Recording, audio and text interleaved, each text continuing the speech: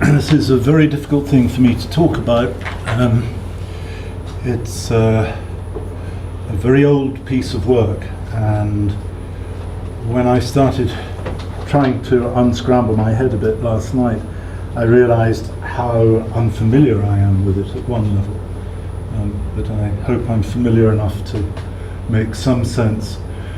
It is a very, very abstract piece of work. It makes no attempt to connect to anything real or experiential at all. And people find it very difficult, I think, for that reason.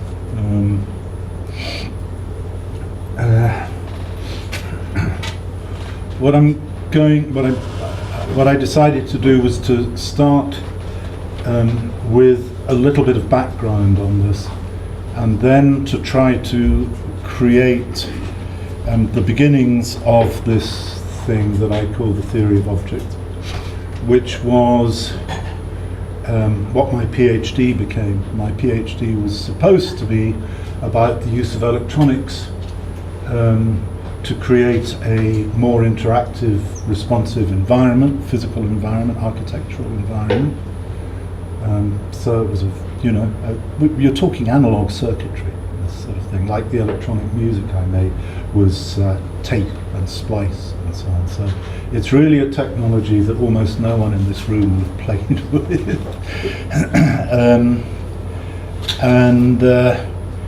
It drifted from that, and it drifted because the time I was studying was the time second order cybernetics was being invented. So it has to do with that, but I'll start a little bit earlier. I went to a real Froebel kindergarten. So we use the word kindergarten, which is a word that Friedrich Froebel invented. We use it sort of in a generic way, but Froebel had very clear and strong views on education. He was extraordinary. And at the center of his view is the idea that the child knows his own way, and that the teacher's job is to stand behind the child and to support the child as the child moves.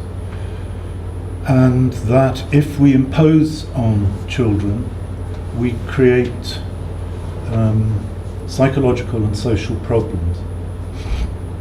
That the imposition of education and enforced learning, curricula and so on people, is deeply damaging to people and to society.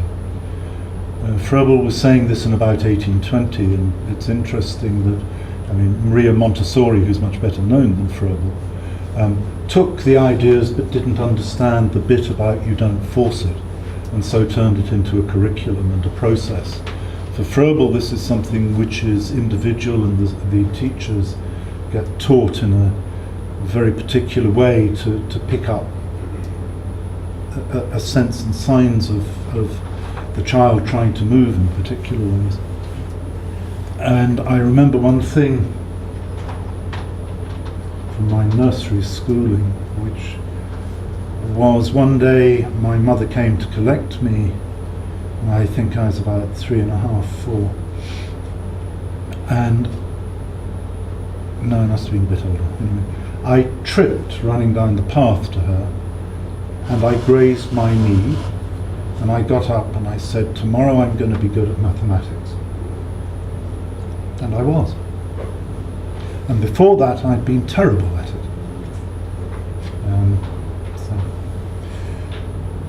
Froebel was very concerned with this notion of the individual and freedom. That the child will find his own way and will make her own path and their own meanings and sense of the world. And I was deeply touched by that. And a lot of what I have tried to do is about that. So, when I was writing a lot of music, at least half of it was music to allow other people to make their own music. So at the time in the 1960s, there was sort of a lot of do-it-yourself music. People sort of thought of John Cage, but Cage really wasn't. Well, Cage was part of that, but much more, I think, with the people who the English thought were English Cajuns, but actually they weren't. People like Cornelius Cardew, who came out of folk music. And although I have no appreciative ear for almost all folk music, I think it's odious. And that snarly voice that people put on to sing it and so on. There was this, and I was part of two avant-gardes at once. I was part of the English post-serialist, really hard-edge composition. I was making electronic music, and I was really one of the very first people in this country to do it. And I was doing it in the kitchen, it was kitchen sink stuff, no equipment. I had one sine wave generator. Imagine building things from that. And the other bit was this sort of participatory stuff. So I think that has always been very important to me. One reason I'm interested in a conference like this is that it makes room for people to participate. It makes more room than most conferences, and it recognises that we think differently, and I hope it sort of respects that. So that's sort of a bit of a beginning, and it's absolutely salient to this. One thing I should add is that, of course, when you make these systems, when you make systems of support, or whatever you want to call them,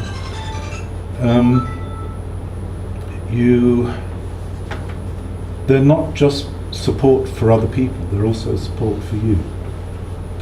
So you are one of the people who is supposed to gain the freedom. I am one of the people who is supposed to gain this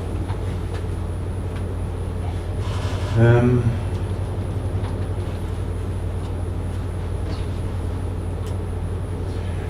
When I began studying cybernetics, properly it was 1971, I think. It was an accident. I knew Gordon Pask because I designed internet shopping as an architecture project in 1967. And my final projects were things like what we would now call a smartphone, and these sorts of things. And Gordon Pask was associated with the architecture school I was at, and he was on the final examination panel. In fact, I passed my examination. I only started working on drawing the stuff up the night before the final exam, and everyone else spent 3 months. But I scared everyone out of the room with the most appalling sound. I mean, truly dreadful sounds. It was very loud. The only person left sitting was Gordon. So they couldn't fail me because they hadn't actually examined me, but I was there for the exam. It was the examiners who hadn't turned up. So they couldn't fail me, but they did exclude me, the only person ever excluded from the end of year exhibition. But all right. Not a bit of paranoia, it's a sort of amusement. And Gordon said afterwards, he said, I've got you a scholarship. You're going to do a PhD with me. I didn't know anyone who had a PhD. I was at the artiest of all architecture schools. It was unimaginable. So anyway, off I went with this further stuff with electronics. But it was just this time that second order cybernetics was beginning to get shaped. And Gordon talked about Lars Löfgren. He talked about Löfgren's paper on self-reproduction. And he talked about Gödel's incompleteness theorem. And he talked, and Frank George, who was the other professor, talked about these things a lot, because Frank was really a logician who was interested in gambling.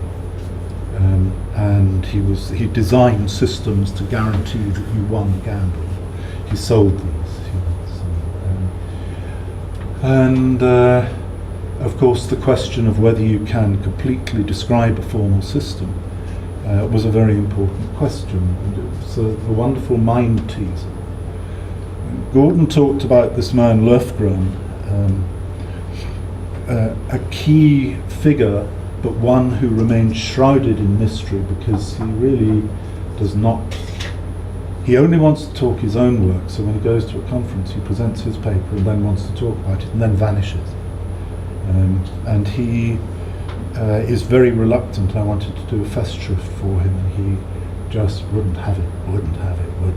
So in the end I got lazy. But he produced this paper which talked about the way that Gordon described it was that you can imagine some system and you make a model of it, and the model is not perfect. That is, it is not complete and consistent. That's the Gödel criterion. And he talked about how you could then make a model of that which would reduce the difference, so that you could improve the relationship of the model to the original. And he then said, well, but what is the model of the model? Not when I have the constructed meta-model to correct things. And he said, well, in a sense, the model of the model is the object that's being modeled.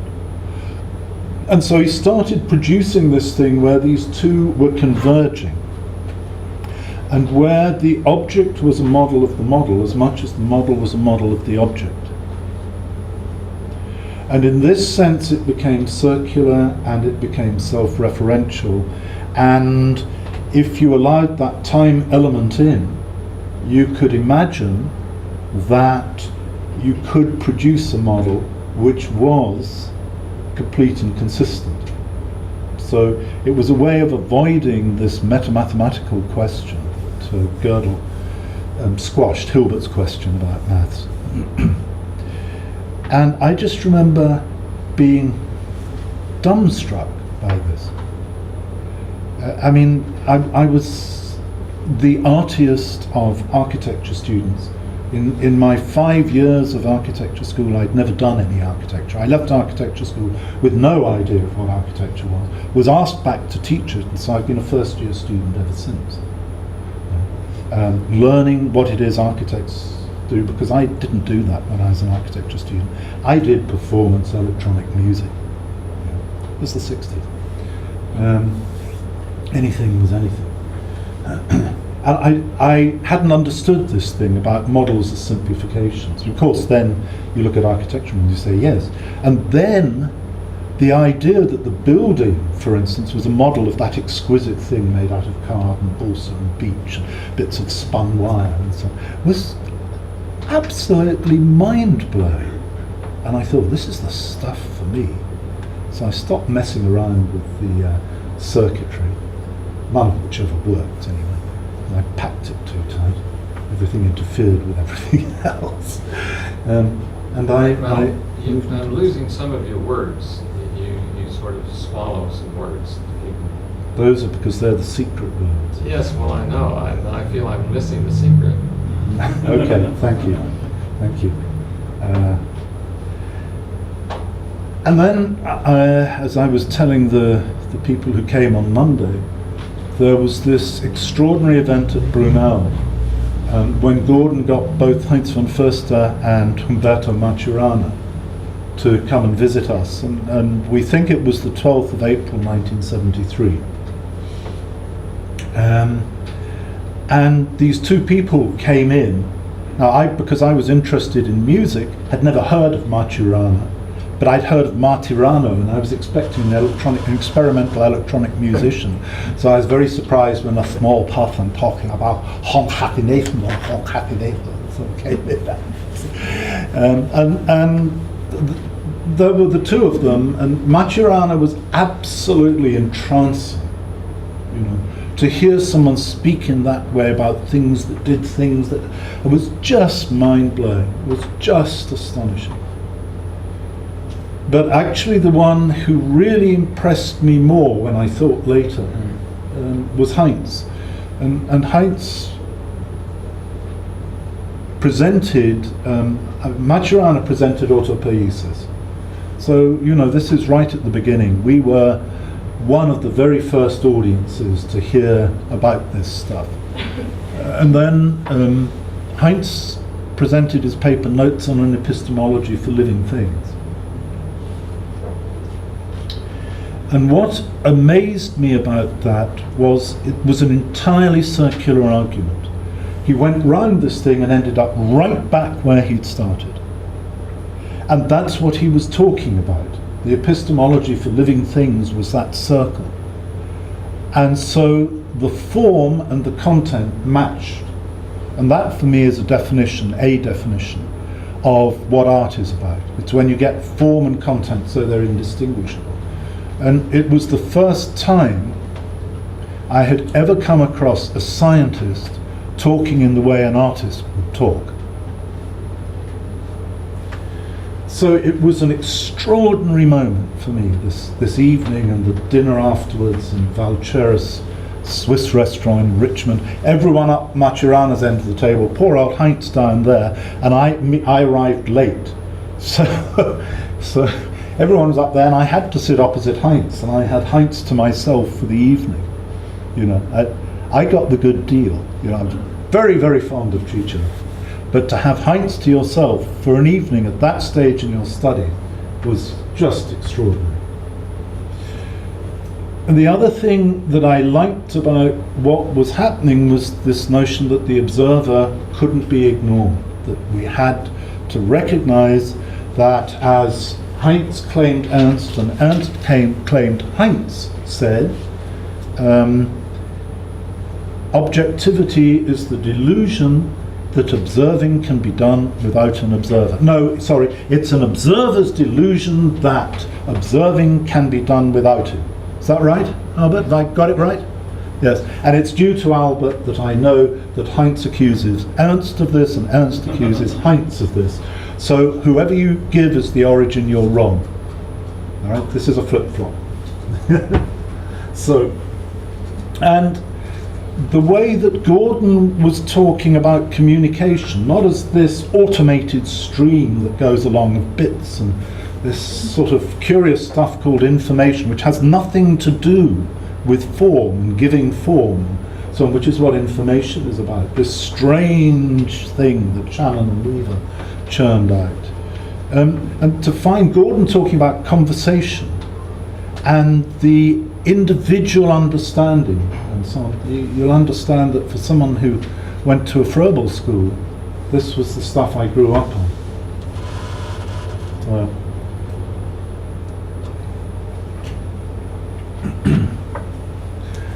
So there was a particular question that kept coming to my mind. If we all understand the world differently, how do we know when we say that camera there that we're dealing with the same thing? Because our experience is different, our way of describing it must therefore be slightly different, so we don't know what this referent is. And the thing that I became interested in is how can we construct a system which allows us to believe that each of us is understanding in our own way, making our own meanings, yet to treat it as if those understandings were of the same thing. And I think that that's a crucial question. Without answering that question, second-order cybernetics does wallow on the edge of solipsism. Unless you have some sort of framework that supports this difference, you're sort of lost. You're endlessly negotiating in a conversation. You don't know that you have the same thing in common. Another way of putting it is not so much do I know that we share the same thing of reference, but how can we behave as if we are sharing the same item of reference? And that's, I think, a crucial human trick, because God only knows what the world looks like to each of you. I'm not even sure I know what it looks like to me. But given that absolute uncertainty, we have made the assumption that we are referring to the same thing, yet if we're all seeing it differently, how do we know it's the same thing? We really need something there that allows us not to know, but at least to act as if it were the same thing, and feel confident that we are enabled to act that way. And we need it because we do it. We need it because I think what humans do is we find excuses for how we live. You know, and we call them theory and so on, an explanation. But that to me is you know, human beings find patterns in their experience, and we make sense of this. And so what I set about doing was producing something which would give me a structure that would allow that all of us saw differently but could pretend we were seeing the same thing. Whatever thing means. This could be an idea. It's not a physical thing. And I discovered the answer to how to do this, having gone away and read the stuff that I'd written every morning for 6 months, from 5 in the morning till 9 in the morning, ganglions from typing 8 copies through the carbons, you know, that sort of stuff. 1970, and I went away to a hut in Finland, 1974, with this pile of paper, and I thought I was just going to go away and make sure the terms were consistent. And I started reading this stuff, and it was incomprehensible mud. You know, that Beckett book, How It Is, where the hero is swimming through mud. That was it. That was it. It was incomprehensible. And I don't even know that I've got a copy. I think my girlfriend, a few years later, took it and kept it. So I think that I am the person who doesn't have a copy of this piece of sort of turgid nothingness. And I was so upset I left my then wife, my newborn son and my parents in this hut and flew back to England to try to sort something out. And I had 6 hours sitting in the airport at Copenhagen. And suddenly I got one key idea which unlocked the whole thing. It was just one very simple idea. It's so obvious that, you know, it's absurd, and I will come to that in a moment. Just a moment. Yeah. Is anybody cold? No. It's okay. So I am. Thank you. Turn it off. Sorry. We turned it off. We can hear better. Well, shall I turn off the air conditioning? That's the way. No. But go on. All right. Just before I try to get into recreating at least the basis of this stuff, I want to take another sidetrack, but I think it's important. And I hope that bit of autobiography will tell you something about why I did this and will help it make sense, because it's so sort of context-free and abstract, this stuff, that otherwise I think, I know that people have found this endlessly confusing. Byrne talks about it as pre-ontological. So that I think makes it pretty obscure stuff. And that's why did I talk about objects? You know, and I say object. Many of us think of something solid and so on. This is not about things that are solid. And object is a really interesting word. Isaac Asimov, somewhere or other, talked about the way that object and subject have changed their meanings since the Middle Ages. So, and if you think of it, a subject, which we're going to study, is supposedly objective knowledge.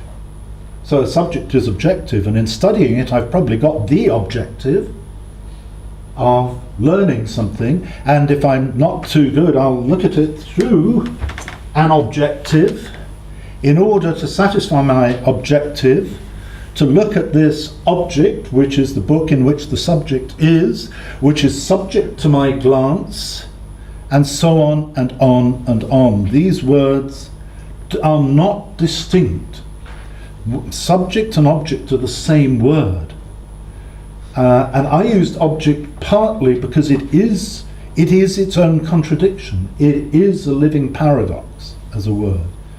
And I used it because I wanted to get at that sense of confusion, because I think it's very difficult to rethink things unless You are prepared to allow confusion in.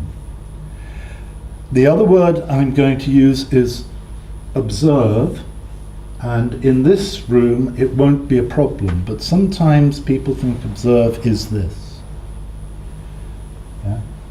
So I'm talking about something more general and more abstract than looking at things. Okay. One more little aside, which is to say thank you to Mike and then to Jan, because they asked that I should talk about this here. And it is probably 25 years since I talked about this stuff in public. Okay. Now let's see if I can do it.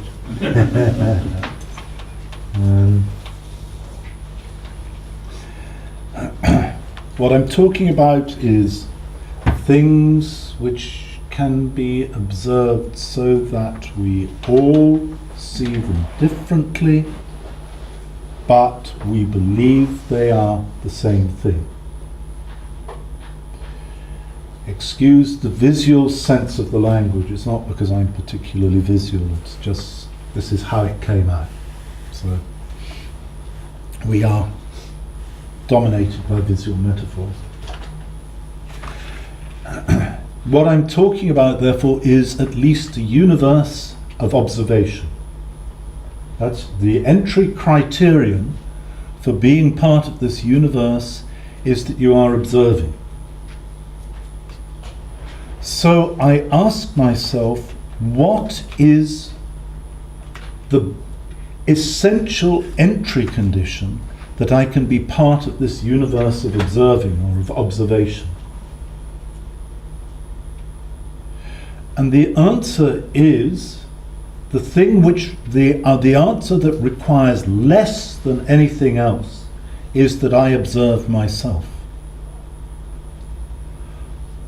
By doing this, I satisfy the requirement that I am observing, that I am observed, and that I am observable. I don't have to refer to anything else at all, as long as I allow this self-reference.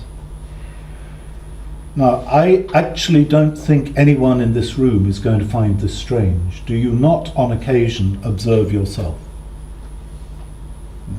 So, I don't think it's such a very peculiar thing to do.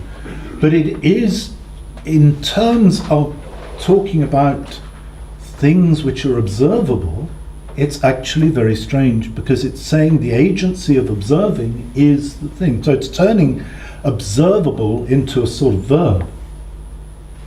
The observability lies in the observing. And this is what I call an object.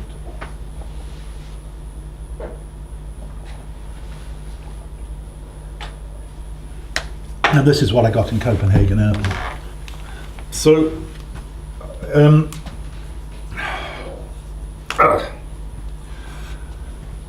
I can talk in this way. I can say that in order to enter my universe of discourse, universe of observing, of observation, whatever, I can say that I observe I, me. If you want to be grammatical, but that's too advanced for me already. Now, what do I need that I am able to observe I? I need myself to be both the subject and the object of my observing. Oh, there's that word again. And actually, because it's just one, the subject and the object are the same. So it's sort of I, and I notated that in this way. First of all, I used a triangular bracket as a naming. So I can call that an object, and I will define which one it is by putting in a subscript. So that would be object A. And that's just a naming. It just means that I can talk about it without having to go through lots of sort of garbage to do so. And object A is I observing I. So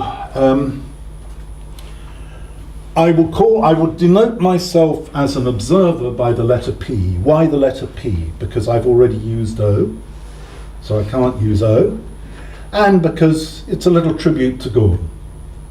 So Gordon had observing entities which he called psychological individuals.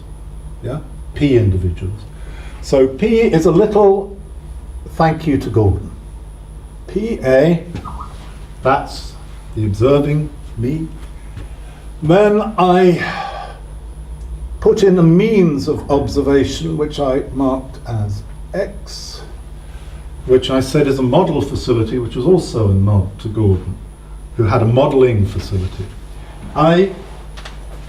When I put this in, I was very unsure of it, whether I needed it or not. Gordon said, of course you need it. And in the 40 years since, I have remained unsure that I need it. And it is there because it's there. I am not sure that this is needed at all. And then this is a gives rise to, but it should of course be bidirectional, but in those days it wasn't, and there is a convenience in having it appear one directional. And that is this, which is the I observed bit. And I said that because it is I observing I, this is the essence of I. So E stands for essence. Sorry guys, I'm a very naive philosopher. Yeah, so now, very simple sort of thing. I know that if you don't do letters and so on, if you don't do formalisms, this may look opaque, but actually it's just a sentence. I observing, observe, I being observed. I subject, I object. And we were told, when I was doing my PhD, that we had to use formal languages. Actually, this is one I invented because I could never cope with the real ones. Okay, now, I have a problem with this, and the problem is this.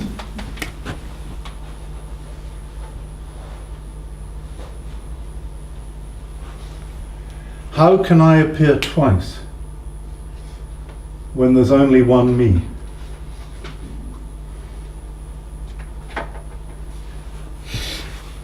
And it's not to do with the subject-object thing, it's to do with me needing to be in two places at the same time.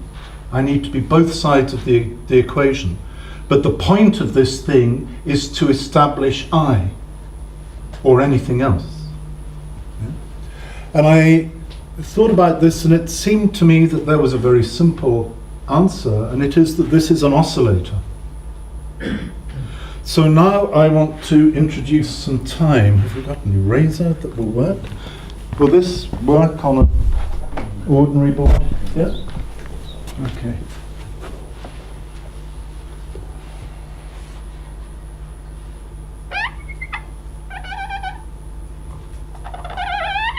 I love blackboards, and to a much less extent whiteboards. It's the only excuse when lecturing to turn away from your audience. It's the way that you can hide. Make a little note for yourself. It's another reason PowerPoints are so odious. Well, I said, and the answer to this is make it an oscillator, and just have time. Okay. So we'll say at time.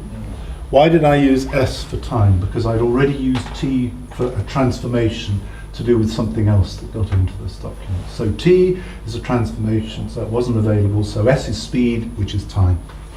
Okay, so and I have seen s used for time by other people.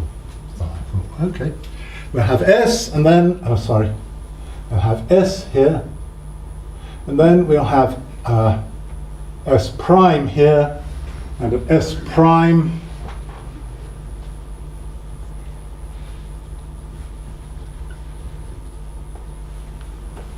I get that. And now I go s plus 1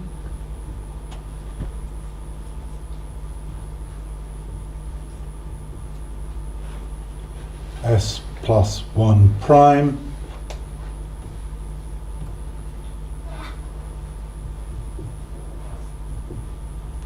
okay. This means that this is now not only circular, it's dynamic. Yeah, so it's not a sort of look down at it. It is creating the circularity all the time. So this is an object as a process. Now, I don't mean that this is a process running round and round and round. What I mean is that which allows us to think about this in the way in which I have been describing can be represented in some way like this. This is no claim about a reality or an actuality. It is simply a formulation that allows us that accommodates the beliefs that I think we like and find convenient and helpful to hold.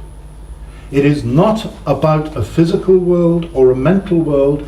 It's about the conditions in which we can have a mental world that allows us a physical world.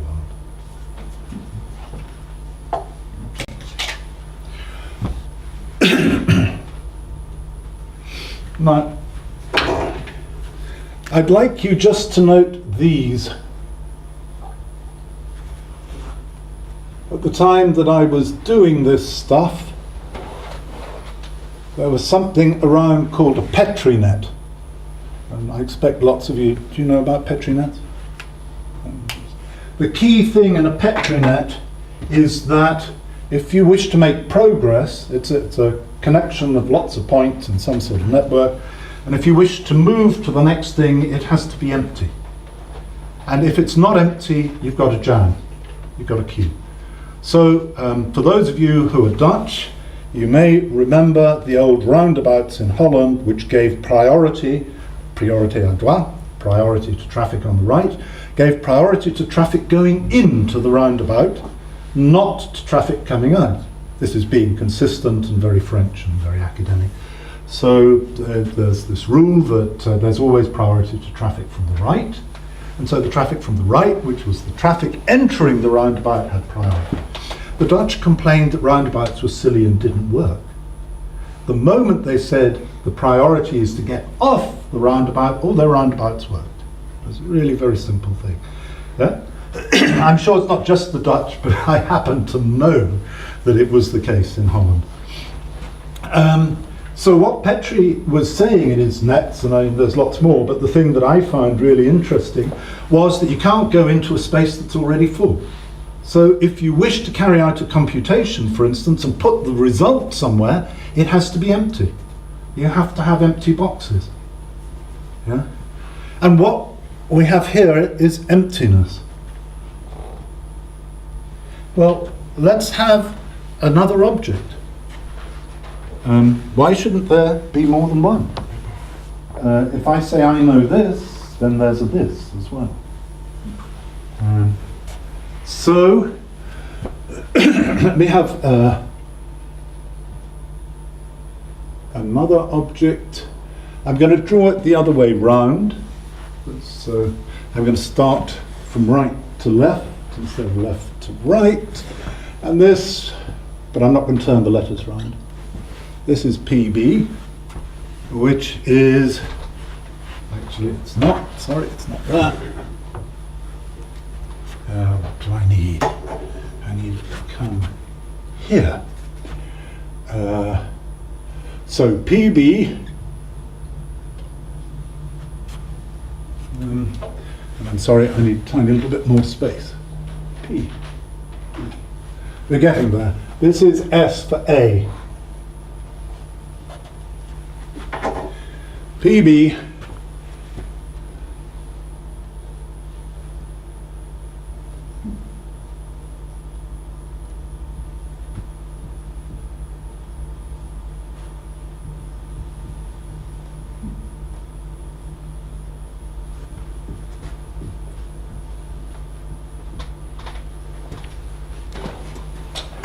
I am out of practice.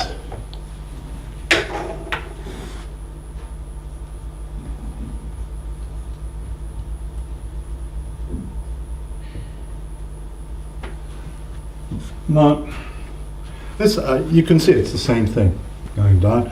So this is SB, S prime B, S plus 1B.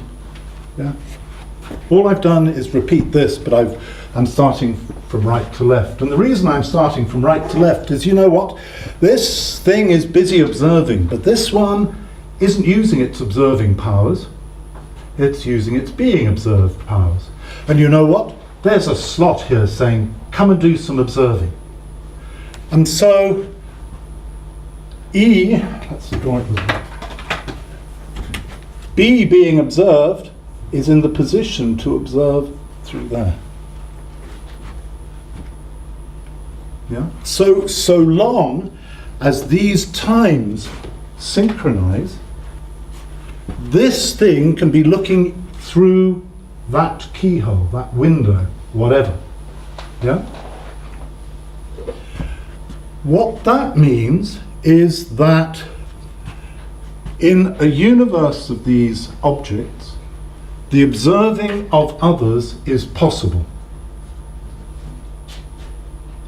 And that observing will be different for the object itself and for every observer, because the observing is done this way.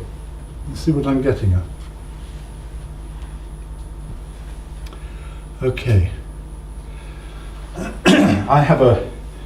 I move to a simpler notation. I need different notations for these things.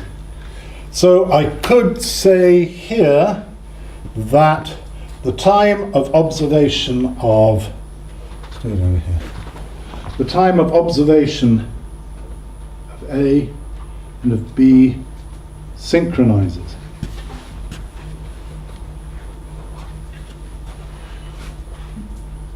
And I could have a third object which would synchronize.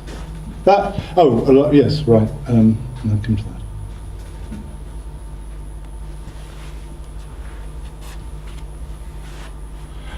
But I could also have,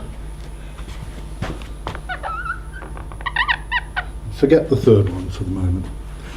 I can also have something where the times only partially synchronize. Yeah? If I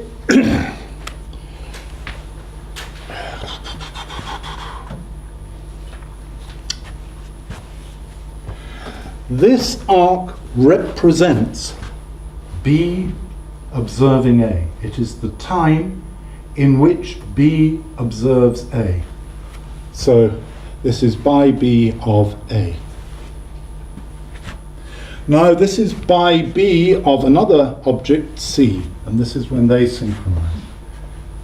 If they synchronize completely, I could say that the conditions of these observations, which are after all different, that is, A and C are different objects, nevertheless they synchronize completely, so I'm saying there's an identity between these observations. So in this case, what I get is a logical operator, which is that for B, A and C are identical at this time. So the time that comes from I not being able to be both its subject and its object simultaneously gives me the possibility of developing a logic. And this gives me the possibility of representation. So if I can say my observation that two quite separate things are the same, I can say one stands for the other or the other stands for the one. So I have in this introduction of time the basis of a logic and of communication. What would happen if these arcs weren't the same? For instance, what would happen if they were like that?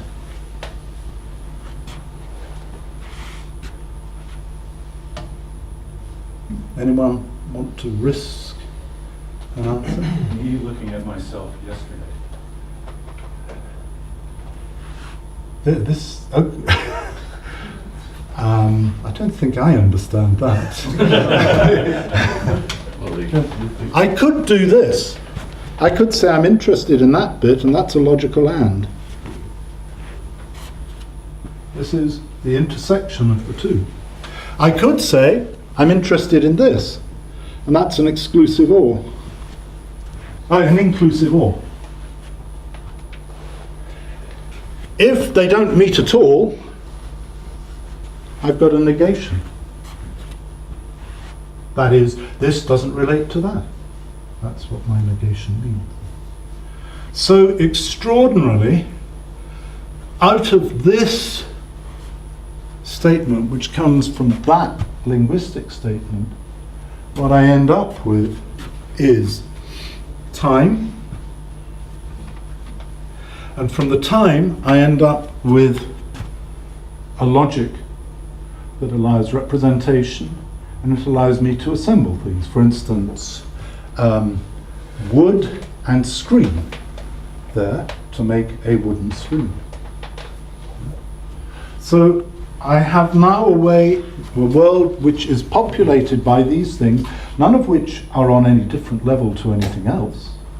They all enter this universe in the same way, which I, as an inhabitant of the universe, can organize into my own hierarchies and heterarchies. I can dissemble them and so on. I can relate them together. I can represent them to another one of these. You observe you, for me. And there are other things I can do. I can, for instance, talk about the behavior of something. Yeah? So behavior is the opposite of the essence. The behavior is my viewing of what you do. So when I go into that slot, what I'm actually doing is seeing you here not as your essence but as a behavior, because I can't see your essence. So, and I can take the sum of those behaviors, which go on and on and on and on, and produce something which stabilizes. As we know, the more you observe something, if it has an identity, the more you learn to accommodate everything and treat it as one. That's what the eigenoperator does when Heinz talks about his objects, his eigenobjects. Yeah? You can talk about all of the observings that you do adding up in the same sort of way, and those of course make you in a sense who you are, at least to the outside world, and that's, I call it your awareness. Now, there's a whole pile of things you can do with this. For instance, you can talk about these as memories. And the interesting thing is that if these don't synchronize, I can sort of have a strong feeling that they're there, but I can't observe them. Do you remember saying, I know that, I just can't remember it? Yeah? So it accounts for things like that. You can use it to account for developing consciousness. I can put things together, I can hold conversations with other people, I can represent. You've got the basics for all of these sorts of things. I'm not going to try to present them because, to be quite honest, I get really lost in there at the moment. I looked at this stuff last night and thought you need to go down to the service station and get some rust scraped off. But what I hope that I've done is told you why this mattered to me Secondly, why this matters to cybernetics, particularly second-order cybernetics, because this is the framework which allows everyone else's work in second-order cybernetics to exist, because it allows that, although there is this vast individual difference that we accept, that we can talk as if there is a common reference, a common centre of attention, without which we really are sort of stuck.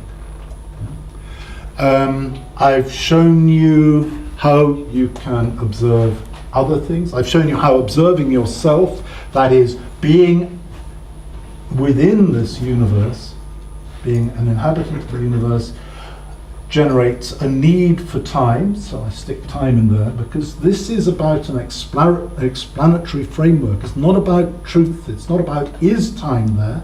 It is about what do you need to be able to do certain things. And there may be much better ways of doing it than this, but I haven't come across them yet. From the time I get to be able to observe other things, there are slots that I can look through. From the time of observation of other things, I get the possibility to build relationships, to develop a logic, and therefore to be able to communicate and to establish hierarchies and assemble things.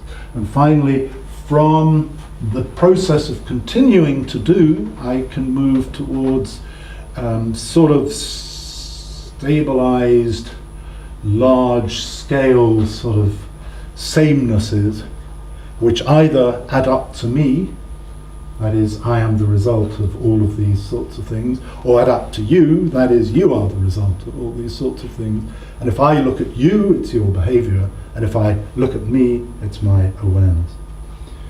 And I think that perhaps is enough.